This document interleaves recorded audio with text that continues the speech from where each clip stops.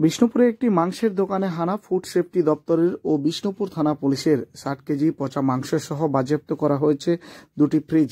গ্রেপ্তার হয়েছে একজন অভিযুক্তকে। শুক্রবার দুপুর 1টা নাগাদ তোলা হয় বিষ্ণুপুর মহকুমা আদালতে। বিষ্ণুপুর পৌরসভার 13 নম্বর ওয়ার্ডে গোপালগঞ্জের একটি মাংসের দোকানির বিরুদ্ধে বিষ্ণুপুর থানায় অভিযোগ আসে। দোকানদার পচা মাংস বিক্রি করছে দীর্ঘদিন ধরেই, এমনকি বিভিন্ন অনুষ্ঠান বাড়িতেও এই মাংস সাপ্লাই দেওয়া হয়। বিষ্ণুপুর থানা পুলিশ খবর দেয় বিষ্ণুপুর সিএমওএইচ দপ্তরে। সেখান থেকে খবর যায় বিষ্ণুপুর ফুড ইন্সপেক্টরের কাছে।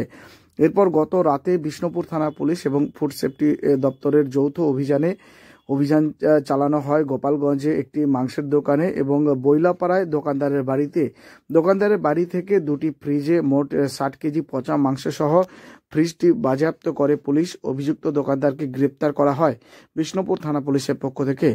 অভিযুক্তের নাম সুমন কাইতি। অভিযুক্তকে আজ অর্থাৎ শুক্রবার বিষ্ণুপুর মহকুমা আদালতে তোলা হয় বিষ্ণুপুর থানা পুলিশের পক্ষ থেকে। পচা মাংস বিক্রির অভিযোগ উঠছে আপনার বিরুদ্ধে, কি বলবেন দাদা? কি বলবেন? কিছু বলবেন দাদা? দাদা কিছু বলবেন? কিছু বলবেন দাদা? হয়েছে কি হচ্ছে সঠিক ব্যাপারটা আমি জানি না। হ্যাঁ, এটা আমরা রাত্রে শুনলাম যে পুলিশ এসছে বাড়িতে, ফ্রিজগুলো নিয়ে গেছে, এটুকুই জানি, আর কিছু জানি না। ফ্রিজ নিয়ে গেছে, আর মালিক মালিককেও নিয়ে গেছে রাত্রে। কারণে বলতে পারবো বলছে মাংস, পচা মাংস না, রাখা। পচা মাংস না, আপনারা কি করেন? আমরা কাজ করি এরকম কি পচা মাংস রাখা হয়?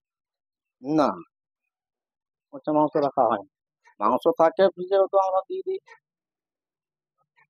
ফেলে দিই, এরকমটা হয়, এটা বেড়ে যায়। কোথা থেকে নিয়ে গেছে? বাড়ি কটা নিয়ে গেছে?